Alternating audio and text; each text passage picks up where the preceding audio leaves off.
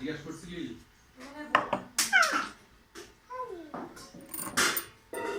সেই তো আমি ফোন করলে তুমি আবার ফোন করবাই।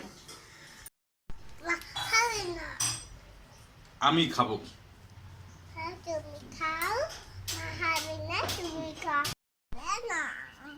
ও প্রথমবার খারাপ ভাবে বললে, তারপরে এবার নিজে যেই দেখলাম ভিডিও ক্যামেরা চলছে অমনি একেবারে ভয়েস ঠিক করে নিলা, তাই না? বললো